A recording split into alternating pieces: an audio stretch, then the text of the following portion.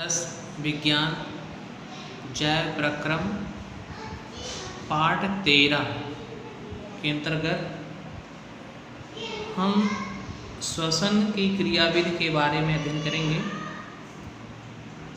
तो देखिए, इसके पहले वीडियो में पार्ट 12 में श्वसन की परिभाषा आपने पढ़े थे कि भोज्य पदार्थों के जैव रासायनिक ऑक्सीकरण की क्रिया को श्वसन कहते हैं।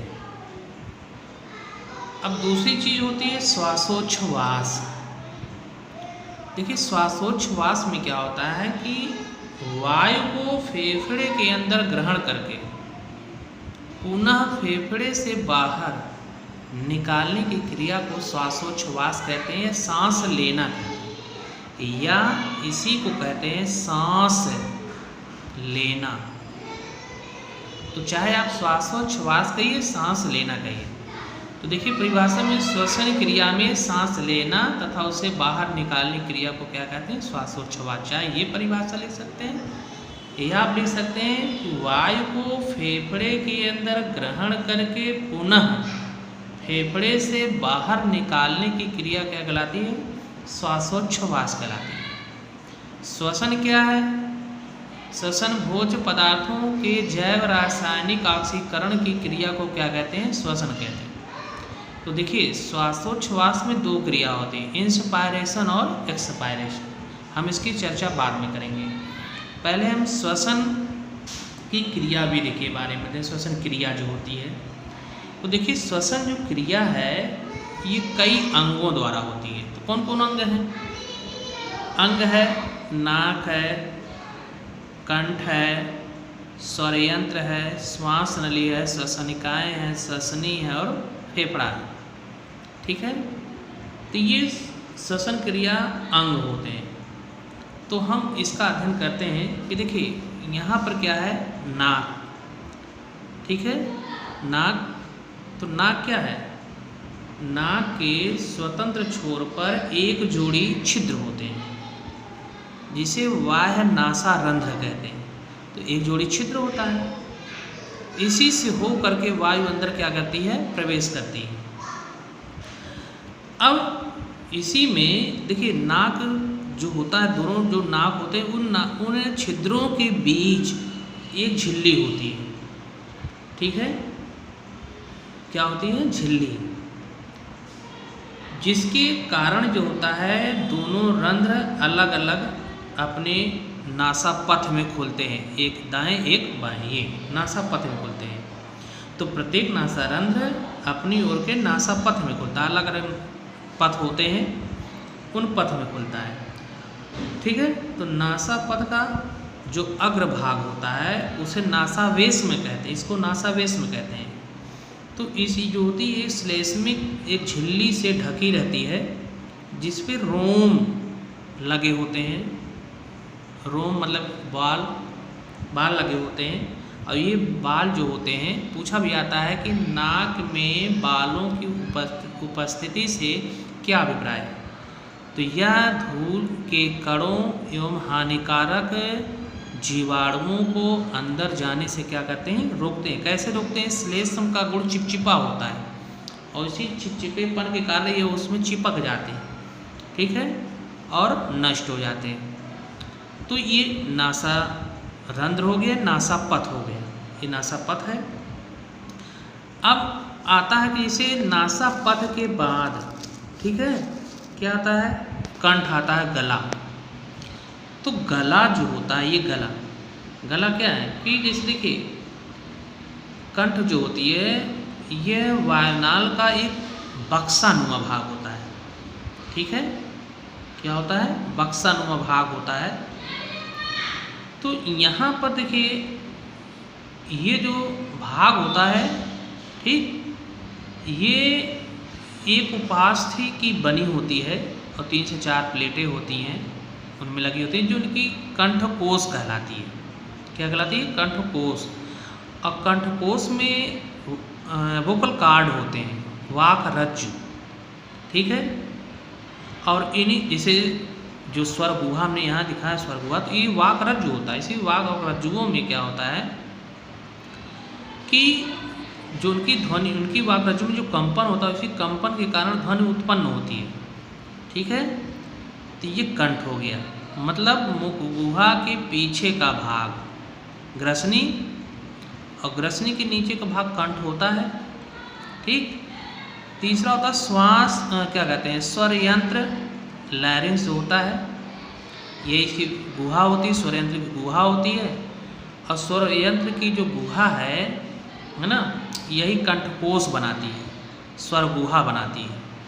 ठीक है, और ये ध्वनि उत्पादक अंग होते हैं जिनसे ध्वनि निकलती है कंपन के द्वारा।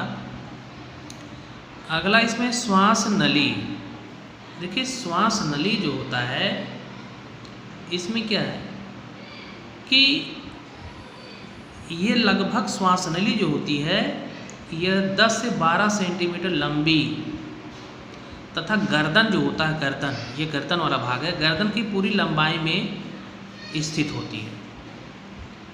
तो इसका जो होता है कुछ भाग जो होता है ना, इसका जो है कुछ भाग वक्ष गुहा में स्थित होता है, और इसकी जो दीवार होती है पतली और लचीली होती है, और इसमें सी के आकार के, ऐसे सी के आकार के ऐसे कई छल्ले पाए जाते हैं। पूरा पूरा फुल नहीं होता ऐसे राउंड में, ऐसे अधूरे ऐसे छल्ले होते हैं सी के आकार के। ठीक है, ये छल्ले श्वास नली में वायु न होने पर श्वास नली को चिपकने से क्या करते हैं, रोकते हैं।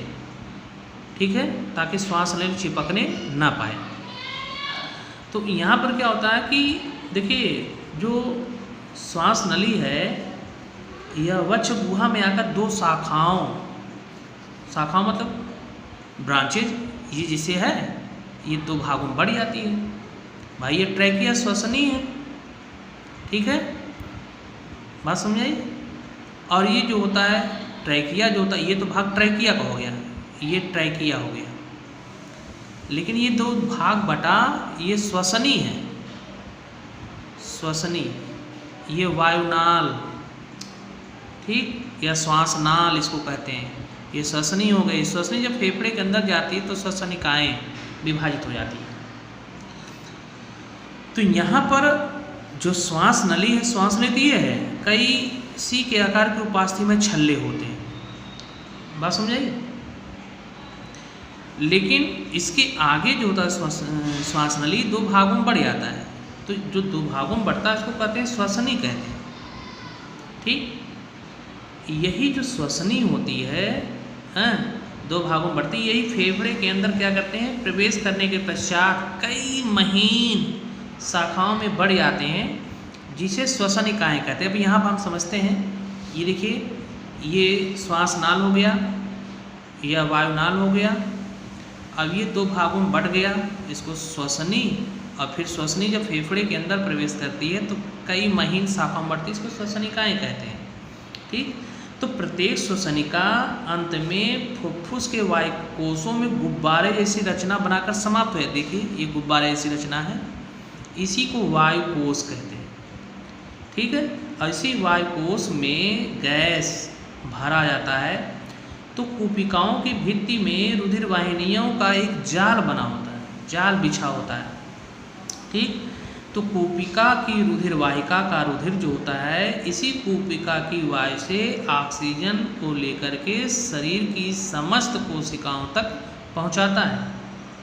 तो स्थलीय जो जीव होते हैं, तो स्थलीय जीवों द्वारा वायुमंडल से ली गई ऑक्सीजन का अवशोषण विभिन्न अंगों द्वारा होता है, और इन्हीं सभी अंगों में एक ऐसी रचना भी होती है जो ऑक्सीजन वायुमंडल के संपर्क में रहने वाली सतह के क्षेत्रफल को क्या करती है, बढ़ा देती है। ठीक है, तो एक ये होता है। तो यहाँ पर यह क्रियाविधि जो होती है वो श्वासोच्छ्वास कहलाती है। ये क्रियाविधि क्या कहलाती है, श्वासोच्छ्वास, क्योंकि वायु अभी अंदर जा रहा है और अंदर जा कर के फिर बाहर कुछ वायु निकलेगा, वही वायु जो अंदर जाएगा, ठीक है, फिर वही बाहर निकलेगा। तो ये जो होती है उसमें क्या है कि श्वसन का श्वास नली। अब देखिए इसके बाद आता है फेफड़ा। ठीक है, तो जो फेफड़े की संरचना होती है, फेफड़े में क्या है कि जो फेफड़ा है ये देखिए एक त्रिकोणाकार होता है, ठीक, और दोहरी आवरण कला क्या होता है, युक्त होता है। बात समझ में आई? तो जो दोहरी आवरण कला युक्त है रचना है, इसमें देखिए ये दायां जो फेफड़ा होता है ये 2 भागों में बटा होता है, ये दायां फेफड़ा है, और जो बायां फेफड़ा होता है ये 3 भागों में बटा होता है। ये बायां फेफड़ा है, ये 3 भागों में बटा होता है, ठीक है, सॉरी, ये दायां वाला जो होता है 3 भागों में होता है, बायां वाला सिर्फ 2 भागों में बटा होता है। बात समझे? तो यहाँ पर क्या होता है कि इन फेफड़ों के चारों तरफ एक झिल्ली होती है, मतलब इसकी कला जो होती है फेफड़े की द्विआवरण कला युक्त होती है। तो यहाँ पर क्या होता है कि जो ये चारों तरफ जो आवरण है, इस आवरण को प्लूरल मेम्ब्रेन कहते हैं, फुफ्फुसावरण कहते हैं, या है ना, फुफ्फुसावरण, फुफ्फुसी झिल्ली इसको कह सकते हैं।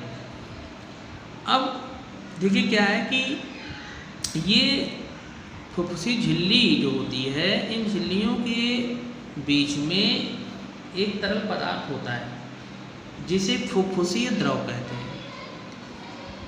फुफ्फुसी जो द्रव होता है यह फुफ्फुसी की झिल्ली को नम व लचीला बनाए रखता है, लेकिन अगर यही द्रव की मात्रा अधिक हो जाती है तो प्लूरिसी रोग हो जाता है, और फेफड़ा जो होता है उसमें मतलब संकुचन नहीं हो पाता, फैल और सिकुड़ नहीं पाता है, जिसको हम साधारण तौर पर टीबी भी कह सकते हैं, टीबी, ठीक है। फेफड़ा खराब होने लगता है द्रव के कारण, और जब इसकी अधिकता हो जाती है। अब देखिए प्रत्येक जो फेफड़ा होता है लगभग 1.5 करोड़ कोशिकाओं से बना होती है। छोटी छोटी जो होती है गुब्बारे समान रचना होती है कोशिका, इसका निर्माण कौन कर रहा है?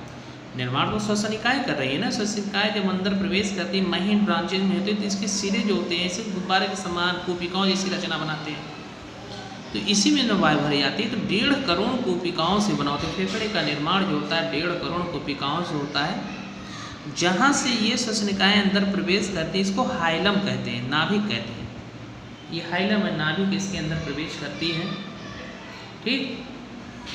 तो इस तरह से ये दायां जो होता है फेफड़ा 2 पिंडों में, और बायां फेफड़ा दाएं फेफड़ा 3 पिंडों में, और बाएं फेफड़ा कितने पिंडों में? 2 पिंडों में, ठीक है।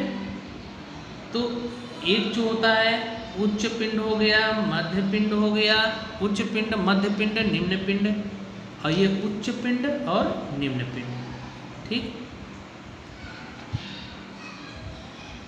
अब हम चलते हैं, देखिए श्वासोच्छ्वास की क्रियाविधि में, श्वासोच्छ्वास की क्रियाविधि में क्या है?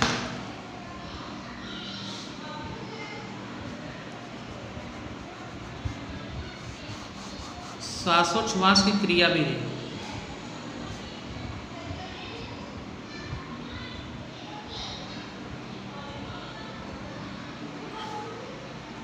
श्वासोच्छ्वास की क्रियाविधि में क्या है? इसमें देखिए श्वासोच्छ्वास की जो क्रिया होती है उसमें 2 चरण होते हैं। ये क्रिया कितने चरणों में पूरी होती है? 2 चरणों में। ये क्रिया 2 चरणों में पूरी होती है।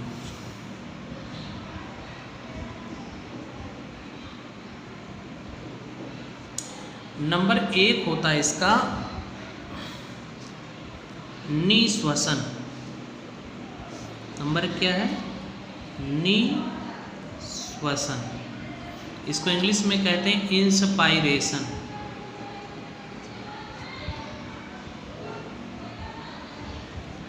इसमें क्या होता है, जब फेफड़े के अंदर का वायुदाब, जब फेफड़े के अंदर का वायुदाब 1 से 3 mmHg से कम हो जाता है, ठीक है। जब फेफड़े के अंदर का वायुदाब बाहरी वायुमंडलीय दाब के 1 से 3 mmHg से क्या होता है? कम हो जाता है, कम हो जाता है तब वायु फेफड़े के अंदर ग्रहण की जाती है।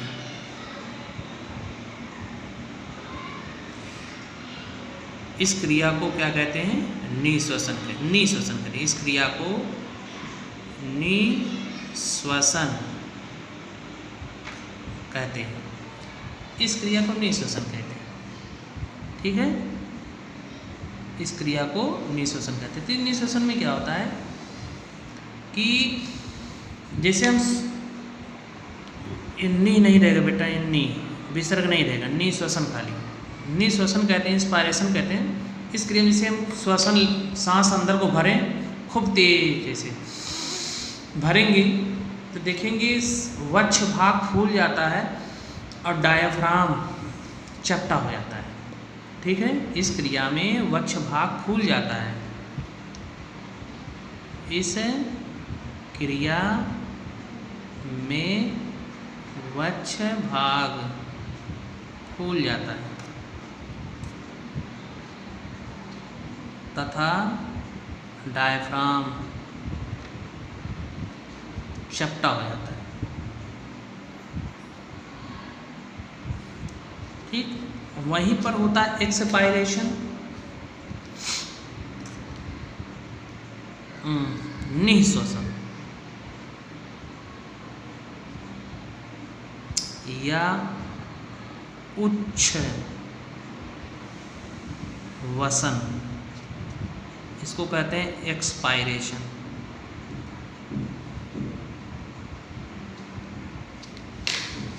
इसमें क्या है, जब फेफड़े के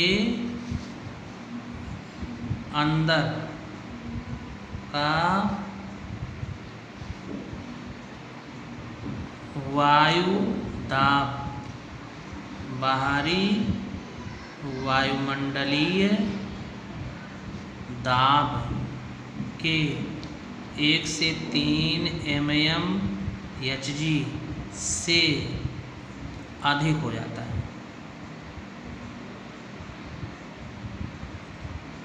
तब वायु फेफड़े से बाहर निकाली जाती है, निकाली जाती है। इस क्रिया में वक्ष भाग चपटा तथा डायफ्राम फूल जाता है। ठीक,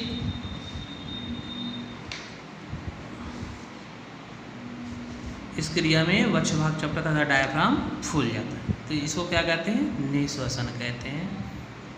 बेटा आप इसमें निःश्वसन और निःश्वसन मतलब इनमें दोनों में अंतर आप पढ़िएगा।